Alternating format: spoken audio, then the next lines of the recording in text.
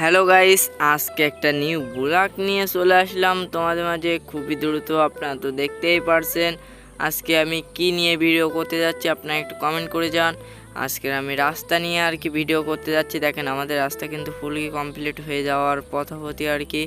আপনারা বুঝতেই পারছেন এই যে পাইপটা বলতে পারবেন কোথা থেকে আইছে, পাইপটা দিয়ে আর কি জল আর কি দেওয়া হচ্ছে। দেখেন আমাদের রাস্তা কিন্তু কাদা হলে খুবই আর কি সমস্যা হয়। এরকম রাস্তা কাদের আছে, এরকম বর্ষা হলে আর কি সমস্যা হয়। আমরা কিন্তু গাড়ি নিয়ে হেঁটে তাই যেতে পারি না, ওখানে গাড়ি বাইক টাইক নিয়ে আর কি যাওয়া যায় না, সাইকেল নিয়েও যাওয়া যায় না, অন্য সাইড দিয়ে আর কি যেতে হয়।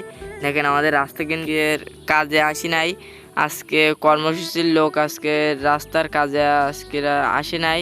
এই জন্য এই যে খুঁটিটা দেখতে পাচ্ছেন, এই খুঁটিটা মনে হয় তো তোলা হয়ে যাবে না এইখান থেকে, যে রাস্তার মধ্যিখানে পড়ে গেছে খুঁটিটা। এই খুঁটিটা মনে করেন আমাদের রাস্তা বড় হয়ে গেছে, তো এই খুঁটিটা আর কি এইখান থেকে একটু সরাই নিয়ে আর কি সাইডে পোতা হবে খুঁটিটা। এই জন্য আর কি একটু ভিডিও করে আপনাদের দেখাচ্ছিলাম। আমি আগের ভিডিওতে দেওয়া হয়েছিল যে আমাদের রাস্তা অন্য সাইড দিয়ে আর কি করা হচ্ছিল। আপনারা তো এক ভাই কমেন্ট করছিল যে ভাই আপনাদের রাস্তা কি ঠিক হয়ে গেছে। আমি বলছি না ভাই, আমাদের রাস্তা ঠিক হয় নাই।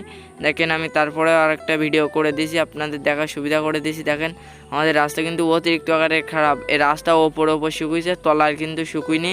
তলা মনে করেন ফুল ভিজে একদম, যে জল দেখেছেন জলের উপরে মনে করেন একদম স্পট পড়ে, স্পটের উপরে এরকম টোক্কা মারলেও কিছু হয় না, জল ওঠে না এরকম, সেটাই এইরকম মাটিটাই এরকম হয়ে গেছে যে মনে করেন জলের উপরে টোক্কা মারলে মনে করেন জল উঠতেছে না, এর ভিতরটা এরকম, ভিতরে একদম কাঁচা মাটি। আজকের ভিডিওটা এই পর্যন্ত, সবাই ভালো থাকবেন, সুস্থ থাকবেন, বাই বাই।